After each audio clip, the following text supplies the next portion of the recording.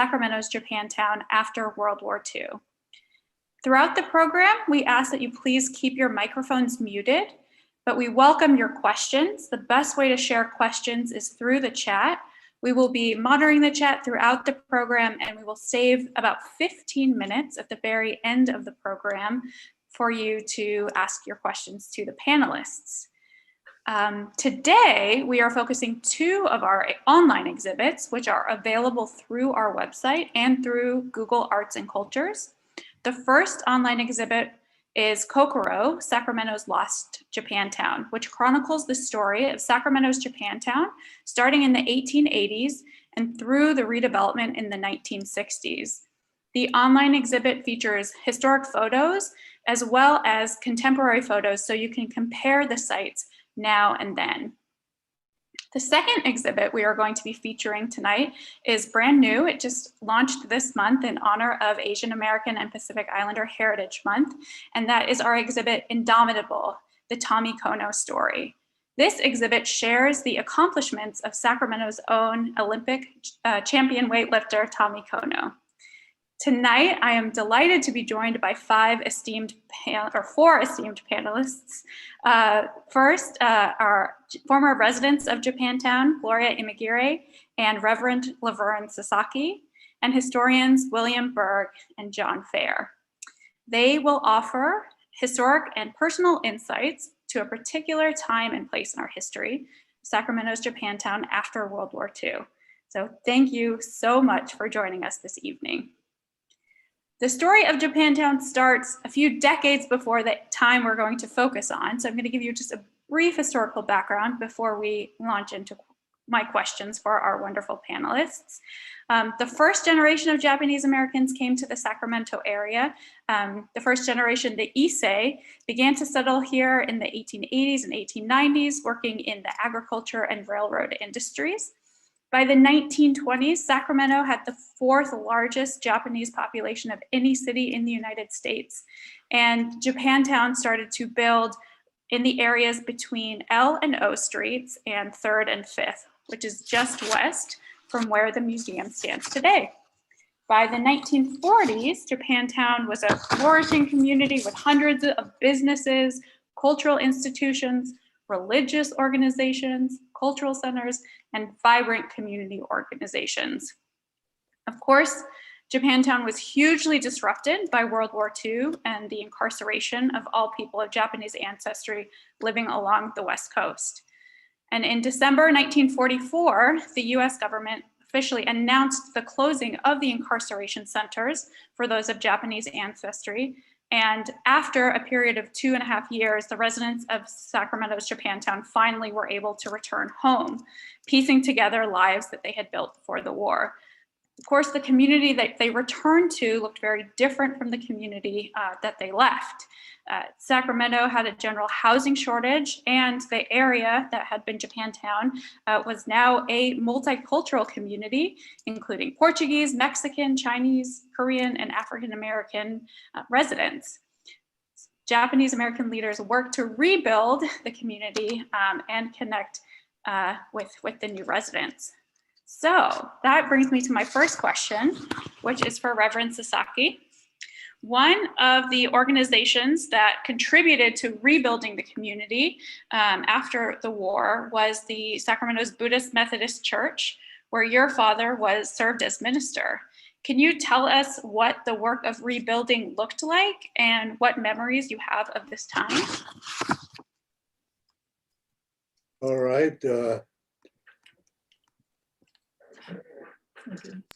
Looking at that picture, it's truly means this was my home, and that building on the left, the church building, on the right is what we used to call kaikan, or auditorium, or basketball court.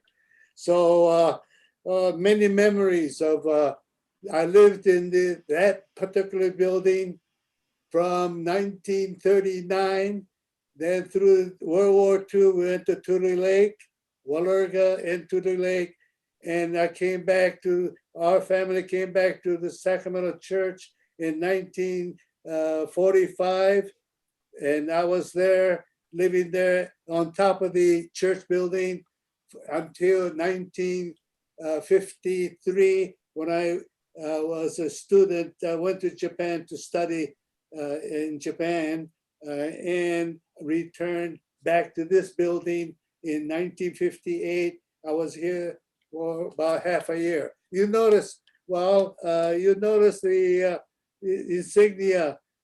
I don't know how long you want me to talk about this, but if you look at the church, you have, let's see now, right on the top of the building is the swastika. The swastika looks like the German Nazi symbol. That was removed after Pearl Harbor, and because that is a Buddhist symbol, not a Nazi. It's a Buddhist, historically from India. It's a swastika. It's a Buddhist symbol, but it looks very similar to the Nazi. So that was taken off right after the war. And so those are some of the memories of those buildings. That building on the right, we've had many basketball games there, bazaars, and various events. In fact, that building hosted many celebrities from Japan post-war, from everybody from the famous one of the most celebrated singer is Misora Hibari.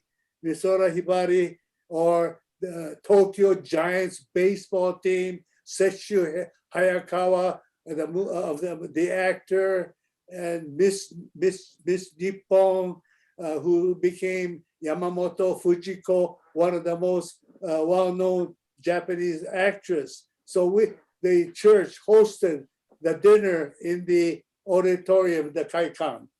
So I don't know how long you want me to mention this. That is the picture of in the Kaikan for a special ceremony with my father, myself there, and the main person in the middle is Bishop Shigefuji, the bishop of the Buddhist Churches of America. And some of the viewers may recognize the mother. I remember her, but I cannot recall her name. And some of the viewers watching this probably will know. Can you talk a little bit about the role the Buddhist Church played in rebuilding the community after the war? The war, what did the Buddhist community help to rebuild after the war? How did the Buddhist Church help the community to rebuild after the war? How did the Buddhist Church, yes. What? How did the church, Buddhist Church and other churches help to rebuild the community after the war? The Japanese community. Japanese? Yeah. Can you be more specific about that question? I don't realize what you're asking.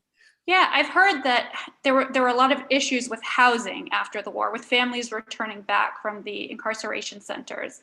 And I know the Buddhist Church played a role in helping families find housing and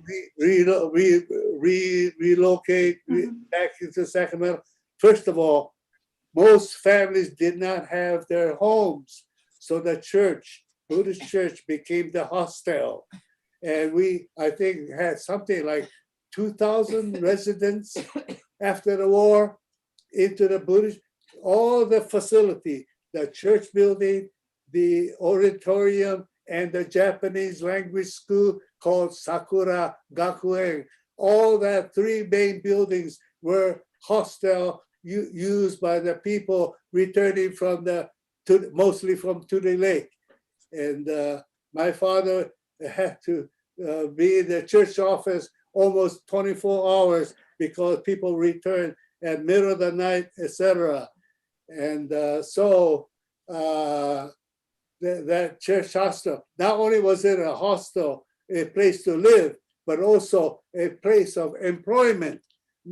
My father and the church helped people find jobs and the Sacramento church was a very important place to find that job. Great, thank you. Now, Gloria, I want to go to you next because I know that businesses were also a big part of this rebuilding effort. So I was wondering if you could tell us about your family's businesses in Sacramento and the memories that you have of them. Well, as I look back, I recall what a compact, self-reliant community Japantown was. We had everything we needed within walking distance, with churches of many denominations, grocery stores, banks, drugstores, doctors and dentists' offices, manjuyas. They were places that sold Japanese sweets. Tofuyas were places that made and sold tofu. Photo studios, eating places, hotels, rooming places, you name it. We had everything. Our family had a soda fountain called Sakura Fountain where the younger teens hung out. Kitty corner from us was Kay's Fountain where the older young adults hung out. Next door from us was Ariake Chop Suey, a Chinese restaurant run by my aunt and uncle, parents of Pat Morita, who grew up to be a comedian actor and became quite successful in show business. Looking back on our fountain, it was like happy days with a jukebox, pinball machines, hamburgers, hot dogs, shakes, sundaes. In the summer, we added snow cones and watermelons to our menu. We didn't make much, but our family of 7 was able to eat. Every day, the regular crowd of young folks would drop in and we would catch up on what we had done that day or what we were going to do later. Others in the community would drop in daily for coffee, hamburger, dessert, and we would catch up on what was going on around town. Great. I have some more photos. And here we have some teenagers. What was it like to be a teenager at this time? You know, I make it sound like it was like this wonderful little life, but I was young. And so I guess looking back, when you're old, it was a wonderful time of our lives. And those pictures are just some young folks. I think one of them with the 2, I don't show that on my screen, but it's Robert Matsumoto. Remember, he was the artist who I think originally thought of the Japantown exhibit. And he has now become quite active doing that red, white, and blue barbed wire poster, and another one now with the Statue of Liberty. And that's made it out to New York City now. And I think one of them is my uncle who owned the Chop Suey, putting up the awning outside with his granddaughter watching. And the other one, I think, is of my brother and some of his friends. And there's a fellow, I think the second one from the right, he is Sab Shimono. He too became a prominent actor in Hollywood, and he's still active in working. Thank you. Reverend Sasaki, I want to go back to you because you were also a teenager and young person at this time. So I have photographic evidence to show that. Could you tell us a little bit about this picture? Tell a little bit about this picture. Okay. Okay, am I on now? Yes, Oh. you're on now. Yes. Tell me about that picture. Okay, that picture is the abbot Kosho Otani, the head, the spiritual head of the largest Japanese Buddhist denomination called Jodo Shinshu, and specifically the Nishi Honganji. This was his first visit to United States. I believe it was 1948. So he was still in the early 40s. And if I was about 18 or 19 years old, a basketball player, and I had the nerve of asking the abbot, would you like to play basketball? And he said yes. So I asked the church photographer to come over. He took the picture from the top of the basketball court. We had a balcony, and there was a picture, I think probably taken by a photographer like Toshi Komura or Pop Ochikubo. But anyhow, it's a high privilege to be able to play basketball. And as a YBA president of Sacramento, YBA stands for Young Buddhist Association. We also gave the abbot a souvenir from our Young Buddhist Association basketball team a basketball uniform with the symbol of 8-ball. 8-ball it's the 8-ball of the pool game. The YBA and the Abbot is quite a sportsman, and he's such a sportsman that he even organized in Japan a golf tournament. And I also had the privilege of being able to play golf with the Abbot, Koshi Otani. He is right now the grandfather of the current Abbot, almost like the Pope. He's almost like the Pope of the Catholic religion, and he's the head. And his grandson is currently, it's a hereditary transmission. And the Abbot, his grandson, now is the spiritual head of the largest Buddhist denomination in Japan. Thank you. This is one of my favorite photos, so thank you for talking about it. Another young person in Japantown at this time was Tommycono. So now I want to turn over to John. John, you are currently writing a book about Tommycono. So I'm hoping you can tell us a little bit about Tommycono and his time in Japantown after the war, and how that impacted him. Well, I'll try. This picture, incidentally, was Tommy's favorite picture. He's wearing an Olympics Helsinki 1952 shirt, but it was not taken at the Helsinki Olympics. It was taken in Berlin outside a swimming pool. You can see the starting blocks there for the pool. And he's wearing his sunglasses because the sun was out intensely. He wasn't trying to be cool or send any kind of secret message or whatever, but he loves this picture, and I love it too. And he's doing what's called a snatch. And a snatch is where you pick up the bar from the floor and pull it up above your head in one movement. And that's exactly what he's doing there, and then stand up with it. And so he was the Olympic gold medalist in 1952. But getting back to Japantown, his parents moved there. Okay, that's the family. Tommy's the little guy. He's the youngest of 4 brothers. His older brothers were in the middle, Mike and John, who were twins. They're obviously fraternal twins, not identical. And the one person to the left is Frank Kono. And Mike and John never married, and they stayed in Sacramento their entire lives. And Tommy, he went on to lots of other things. The parents, incidentally, are Kenichi and Ichimi. And Ichimi, I guess you would call her a picture bride, because Kanachi came to this country in 1906 and was employed with the Union Pacific Railroad, which took him all the way to North Platte, Nebraska. And he stayed there and became a baker and a cook and so forth. And eventually there were no other Buddhists in the area. So he came back. By that time, he was not married, came back to Sacramento and settled there in Japantown. And that's where, Tommy was born there. They lived in Japantown in the 1920s and 30s. Kenichi was in the beginning a soy sauce maker. And eventually in the 30s, both he and his wife were employed by the California Packing Company, cannery.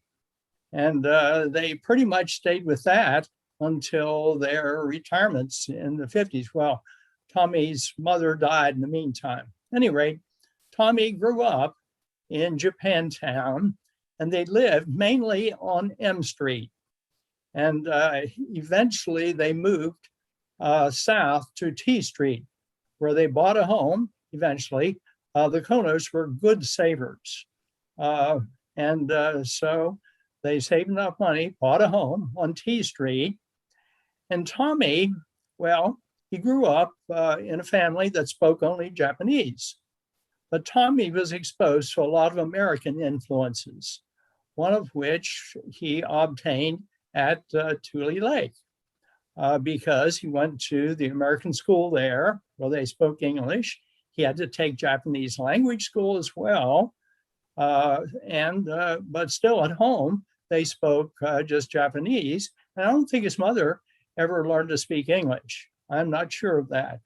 But they were Japanese speakers. And Tommy, for the rest of his life, retained a sort of, I don't know if you call it an accent, but it wasn't perfect American English. I mean, it always made sense. And he was an excellent writer as well. What he got, despite of these American influences, was a lot of cultural baggage, Japanese American cultural baggage, which stayed with him his entire life. I have this photo. I think it's from his house on T Street. Is that correct? I think so, yeah. Mm-hmm. Yeah. He worked out at various places, but he constructed this little gym for himself. And this is probably the late 1940s when he was really breaking in strong. Now, one of the American influences on him actually came at Tule Lake, not only from the school there, but from the weightlifting club that he belonged to. And they started competing. And Tommy entered his first meet in 1948 at the Sacramento YMCA. And he really didn't want to. And he said, I really wasn't very good. And he wasn't at that point. And he said, but I came in second. Well, how many lifters were there? 2. He always told that story. So he played basketball. He started in judo. He tried various sports, but he was really good in weightlifting. And after 1948, he started winning meets. And 4 years later, he was the Olympic champion. I mean, he developed fast. And there he is. And he also did bodybuilding. He won 5 major physique contests, as well as an unprecedented string of world and Olympic weightlifting championships. That's a really good picture because it combines Tommy's 2 great abilities. As a bodybuilder, he developed a beautiful physique.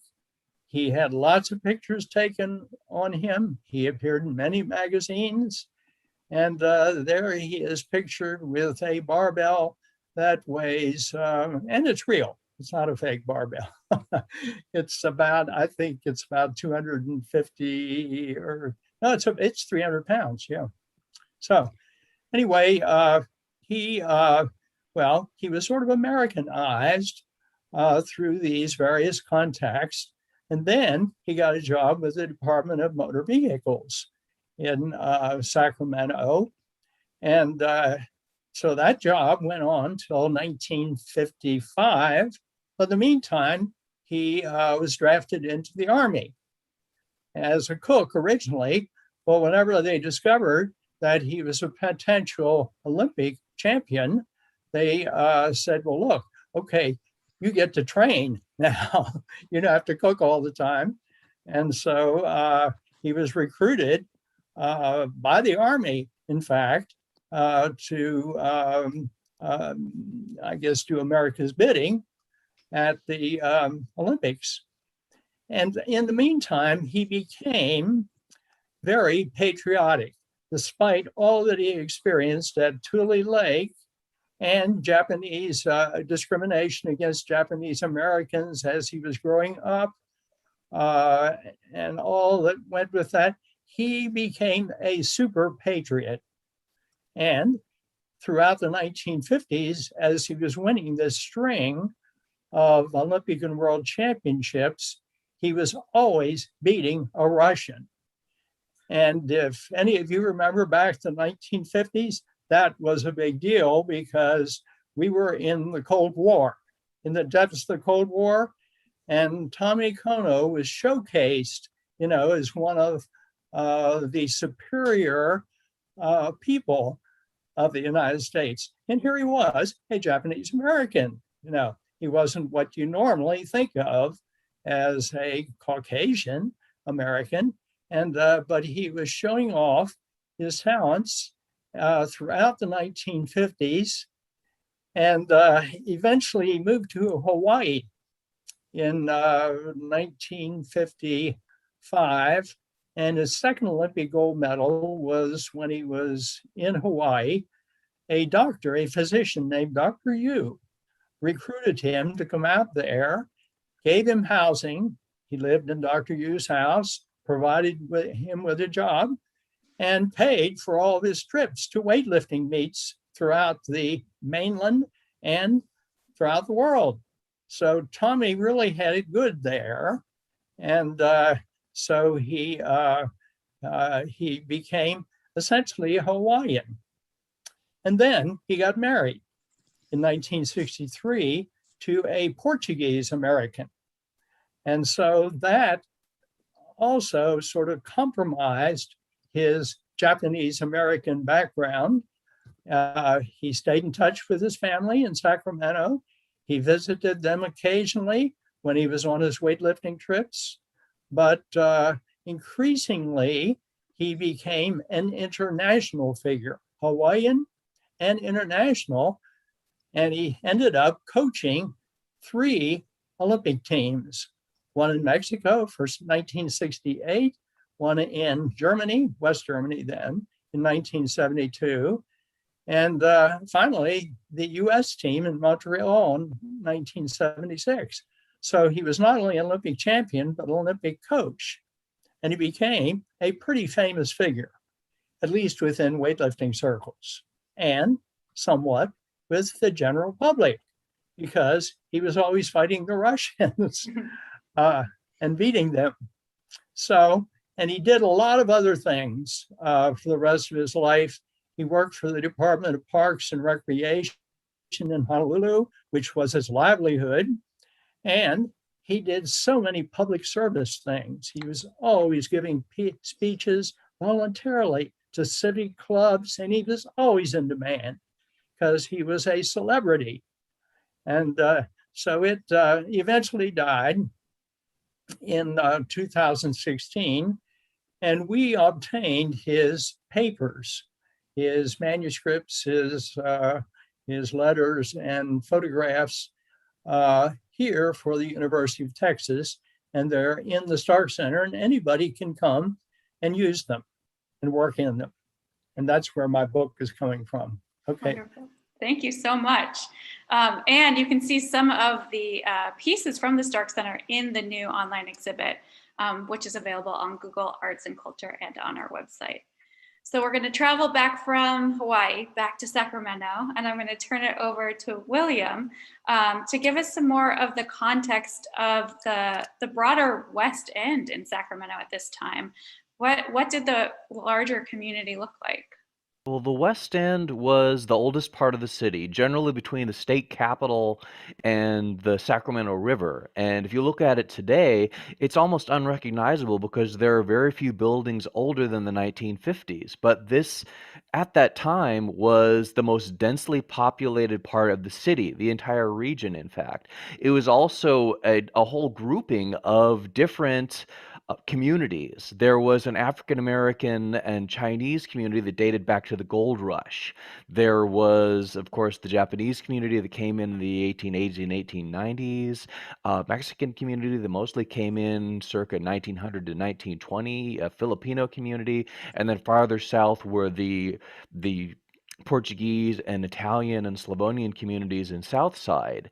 Right along where Old Sacramento is now and Interstate 5 was the labor market, which was about 5,000 mostly single men who lived in hotels when they weren't being hired out to be a quarter of the state's agricultural labor force. They'd get jobs in Sacramento, go work somewhere in the Sacramento or San Joaquin Valley, come back and spend their paychecks. And all of these communities lived side by side in one about a square mile, really. So very densely populated, very interconnected economically, but all with their own distinct identities. And Japantown was one of the largest and most obviously present of those communities. Great. And you've written about the African American community in the West End. I'm curious, this is a picture from Kay's Diner. Could you tell us a little bit about the connections between the African American and Japanese American communities at this time? Well, the connections had been there for a long time, even to the point where social institutions like the West End Club had their headquarters above the old Nippon Theater, which is a Japanese-owned theater. But during the war, during the period of internment, the Japanese American community were taken away by force. But that meant that there was room, both in terms of vacancies and jobs that needed to be filled and jobs to be done. And so during the war, Sacramento's African American population tripled. And this huge influx from the South, from other parts of the country, meant that during this period, things changed radically. If you see the picture behind me, it was a 6th and Capitol, 6th and M Street, previously a Japanese-owned drugstore that became the Zanzibar Cafe. And this new business community and residential community appeared. Then internment ended. The people of Sacramento came back and found their neighborhood fully occupied. But both the Japanese American community and the African American community and the other communities of the West End found out they were all in the same very crowded boat that the city of Sacramento was actively trying to sink via redevelopment. That's a perfect transition. Thank you. I have a few more photos. I wonder if you want to talk about some of these sites. This photo is from 1954, and it was taken as part of the effort to resist redevelopment of the West End because it was being characterized as this terrible place where the businesses were closed and the buildings were all in awful condition and nobody in their right mind would want to go or live there. And instead, these photos are not the sort of thing that you ordinarily see if you hear anything about the West End at all, because they show a living community. The buildings are not necessarily brand new, but they're maintained, they're occupied, there's people on the street. And this building here at 6th and M Street is right across the street from the Zanzibar Cafe and from the Momo Club, which were African-American owned jazz clubs. Taylor's Prescriptions was, I believe, an African-American owned business in a Japanese-American owned building. So this was a counterpoint to what the city was trying to describe as a blighted neighborhood. But really all blight meant was the economic value of the neighborhood and what the property values were, which were based on redlining. And that was a 1930s era policy that largely based the risk of lending money to somebody who owned a house in that neighborhood, and that was largely based on race. Ring up, whisper. I see And it. Here's another photo. Yes, this is another photo. This is a 4th and O Street. It's across, actually, around the corner from the Buddhist Church. This is a Japanese Methodist church that was built in 1951. So in the early 1950s, rather than being a place that was falling apart, this was a community that was already regenerating, even because of redlining, even though larger banks would not lend money in these neighborhoods. The Japanese American community had its own bank. The NAACP had its own credit union. So people had started to rebuild, and they built buildings like these. But these buildings, this is one of the ones that didn't make it. Less than 10 years after this church was built, it was demolished because it was declared blighted and had to be cleared away in the name of progress. In fact, the only survivors from this neighborhood are still there right across the street. The Nisei Barber Shop and the Nisei VFW Hall, which was actually originally built for an African-American restaurant owner who also used it as an Elks Club because the Black Elks weren't allowed to go to the White Elks building on J Street. And so the restaurant didn't succeed. And when local Nisei veterans of World War II wanted to join the VFW, they too weren't allowed to join the white VFW chapter, so they started their own.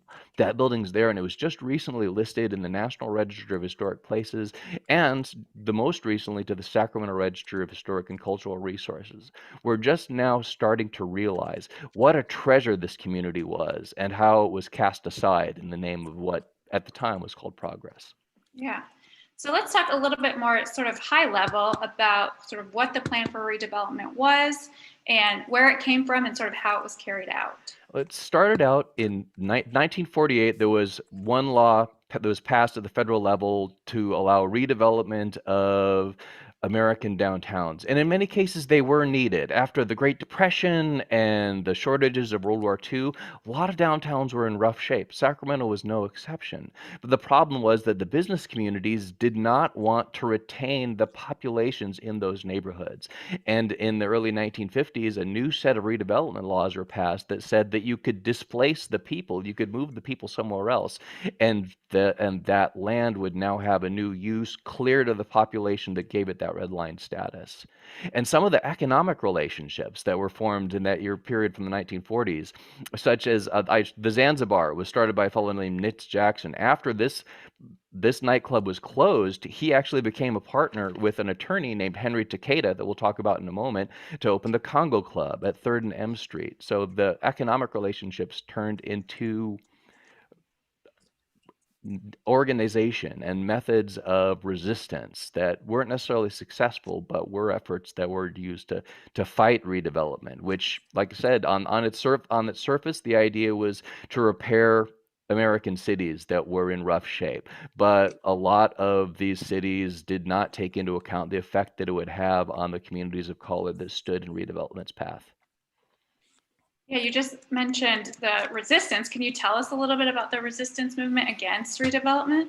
Well, resistance to redevelopment paralleled the early phases of the civil rights movement, and the Japanese American community had already been involved in this because there had been an active anti-Japanese movement in California for the previous few decades, and there were already starting to be court cases won regarding the right to own property and other victories in civil rights, which were led by the Japanese. And the African American community was also developing its own skills in this area that dated back to the days of the anti-slavery movement a century earlier, some of which took place here in Sacramento.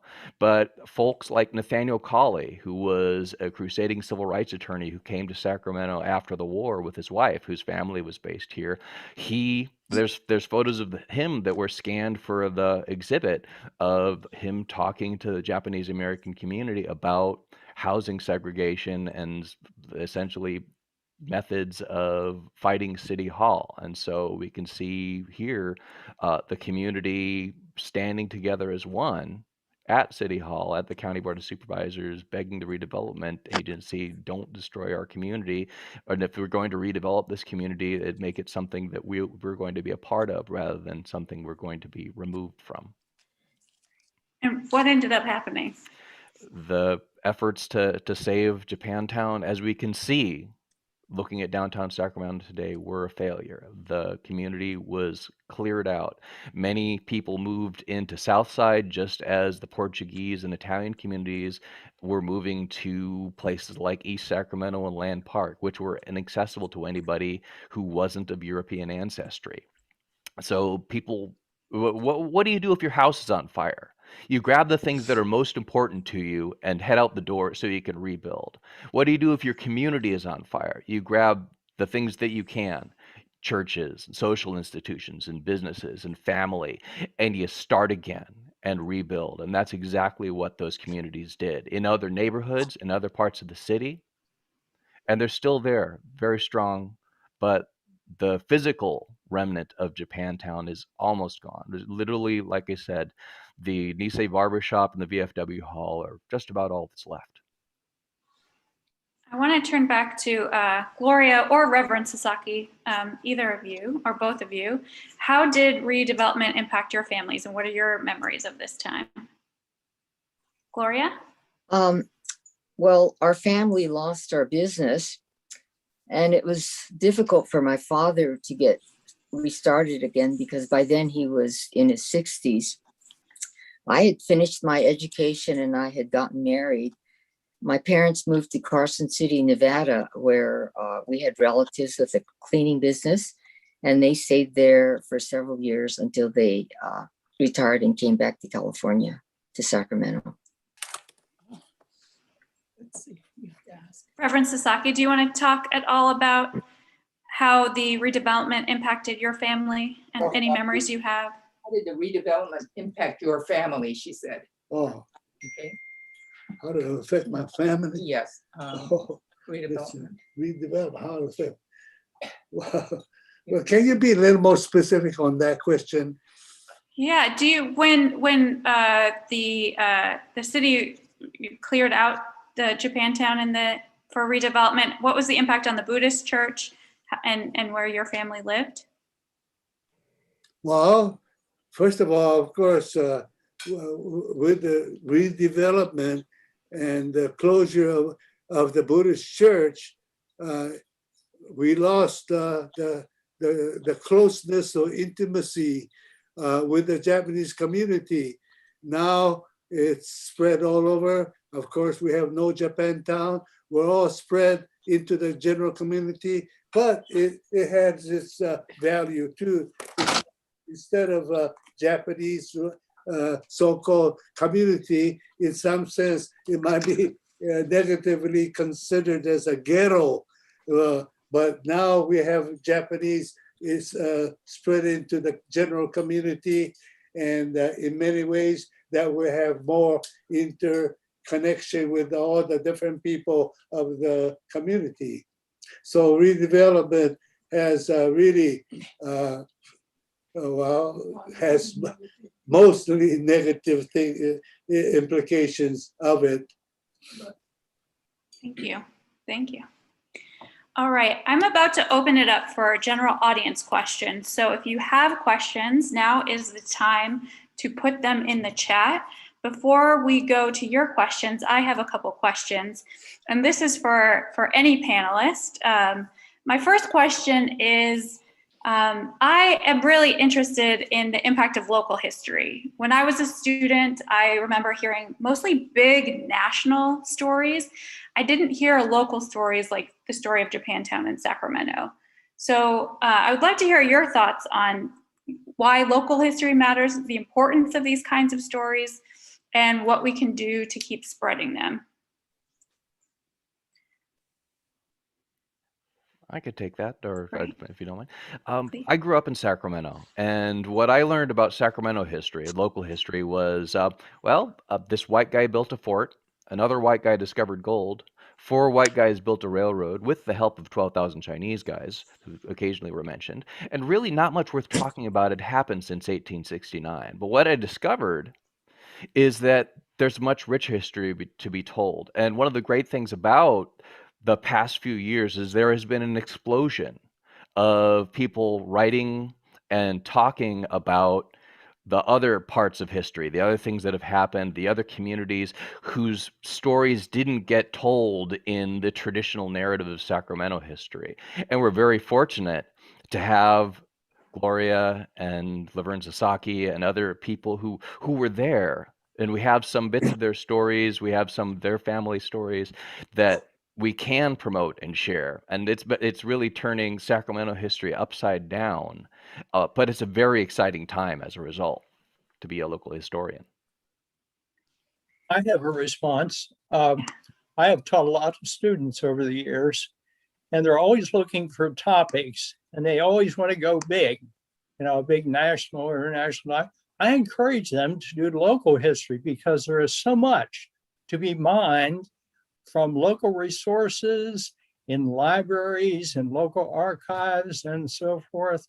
And I think they're very valuable contributions, and it shows better the humanity of people than going to national stories and national figures and so forth, which have already been done. We need more local history, I think. All right. My other big question before Reverend Sasaki. All right, go ahead. Is Yeah, it's my on. on? Yes. Since this is primarily a lot about Tommycono, Mhm. I would like to add the fact that both Tommy and I started Bring us out. weightlifting into the lake, the same block, Block 27, Ward 2. It's hard to believe that Tommy and I started weightlifting the same time. And can you imagine that Tommy was not into the lake, not of good health, and yet became Mr. Universe and considered pound for pound the greatest weightlifter in the history of weightlifting. So Tommy, in fact, Professor Fair mentioned that he didn't speak Japanese well. So one time he called me when I was a student in Japan he was being interviewed by the sports media in Tokyo. So he called me and said, Laverne, can you help me be the interpreter? And we went, so in Tokyo, it was very interesting. I took him to whether it was a sports magazine or a sports TV place, but can you imagine it was a kind of, I think it was cold day. We both had a overcoat on, and the Japanese person, the one interviewee, asked me instead of Tommy, "Are you Mr. Kono?" So and I would be compared with the Mr. Universe, but we were both had overcoats on, and of course, when we were stripped, we were difference between black and white. Well, I thought you looked pretty good in that basketball photo. So Tommycono was, of course, we didn't get a chance. I don't know whether they mentioned the fact that both from our group in Sacramento, we had two great names, incredible, that Tommycono and Pat Morita, the Karate Kid, and both of them played basketball, church basketball for our YBA Young Buddhist team, but there were substitutes. And they were both at Tule Lake as well. Yeah. I think Pat Morita was at Tule Lake. You're both in Tule Lake as well, he said. Yeah. Yeah, Okay. yeah. Okay. all right, now we do have time for some audience questions. So I'm going to invite our moderator, Amanda, to join us and share some of the audience questions. Yeah, hello. We do have a couple of questions. One is about how were the Japanese Americans treated generally when they returned from the incarceration or internment? Terrible. Terrible.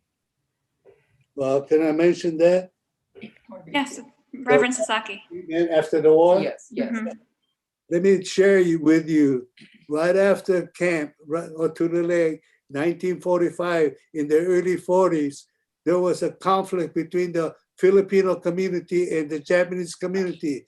There were many killings.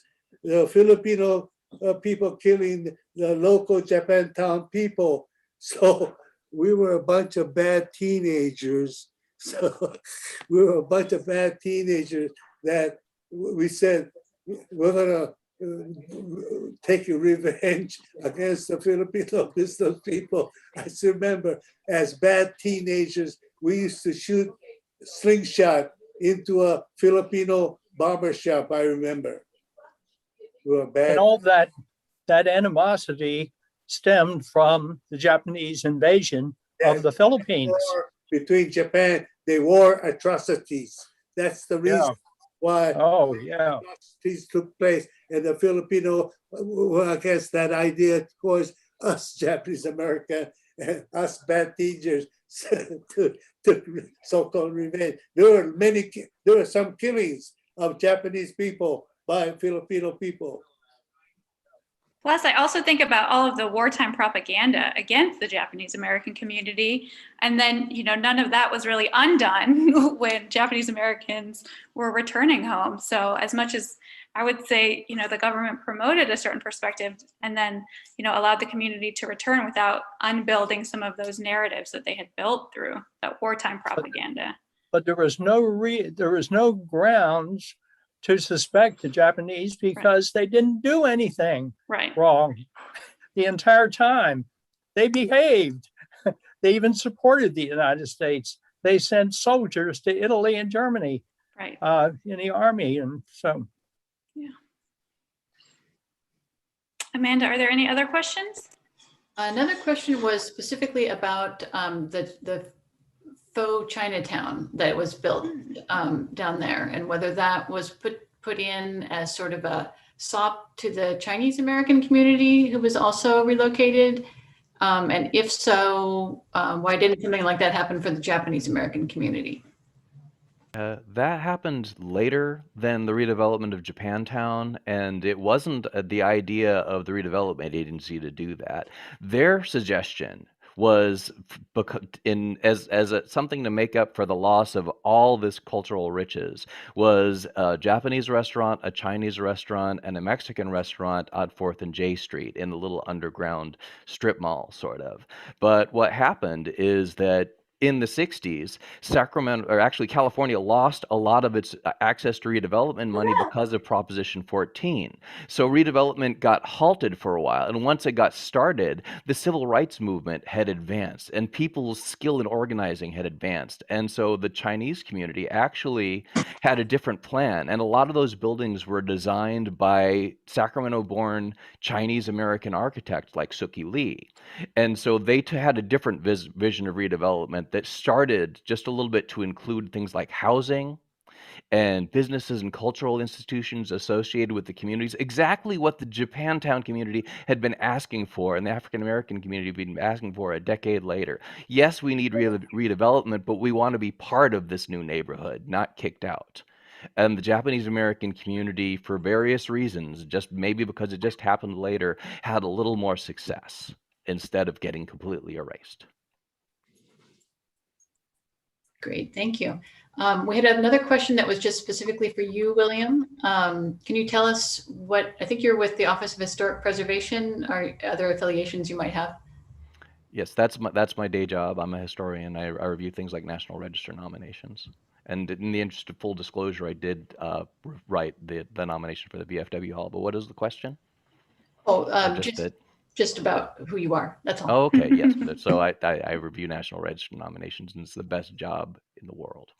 Yeah, I'm jealous, actually. I would love to have that job. It's like those of us who do history for a living. It's a real privilege, as you know. The very best.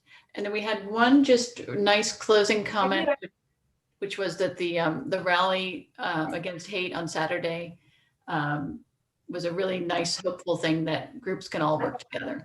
Garage. Thank you. All right, then I'm going to ask the last question, which is a legacy question. I'm curious, from each of you, your perspective on what are some of the legacies of Sacramento's Japantown, either in your own lives or in the community of Sacramento, or on California at large. So what are some of the lasting legacies? Well, I think of these folks that came from a foreign country, our grandparents, they came they didn't know how to speak English. I sometimes wonder, how did they come and survive? But I think that, and then Japantown too, that they started in there, then they had to go to camp, then they came back and they had to start anew. And then they had to be evicted again with redevelopment. I think, my God, they had so much fortitude. And I don't know how, I think, gosh, I don't think I would have been able to do all that. But I think the legacy is that they had their dreams, and we are the heirs of their dreams, because we've been able to craft a successful life. And I think it's due to the Japantowns. You know, there aren't very many of them left, but they supported the folks that came here. And so I don't know how to say it, but I think their legacy survives in our successes. Reverend Sasaki? Talk about legacy. I think one of the greatest contributions from the past is the fact, speaking as a Buddhist minister, the fact that until about then, Buddhism was confined strictly to the Japanese community, but now it has grown into the general community. It was not strictly Japantown type now. We have Caucasian Buddhist ministers, and more importantly, academically, we have the Buddhist study in the leading universities in America and the world. Therefore, the legacy of the past contributed to all of that. Thank you. Any other final thoughts? We draw to a close. I want to say thank you to you, Naomi, as well as the two Amandas. I was greatly honored to be made a part of this, and I thought you should, and the California Museum. Thank you very much. Thank you. Thank you. Yeah, and speaking of which, if you enjoyed this event, we really invite you and encourage you to join our mailing list, which you can find on our website at californiamuseum.org. You can also find the 2 virtual exhibits we talked about, the Kokoro exhibit specifically about Japantown, and the Indomitable Tommycono, which are both on our website and on Google Arts and Culture. You can also follow us on social media to receive updates about upcoming programs. And tune into future virtual programs. We have another virtual program next month, next Saturday, June 26th. We'll be doing a live virtual tour of our Unity Center, so you can get some perspectives of the history of activism in California. So thank you all. Thank you so much to our panelists, and thank you all for joining us. I hope you have a wonderful evening. Thank you. Thank you. Thank you. Thank you. Thank you, Laverne. Who was that? Somebody said, thank you, Laverne. So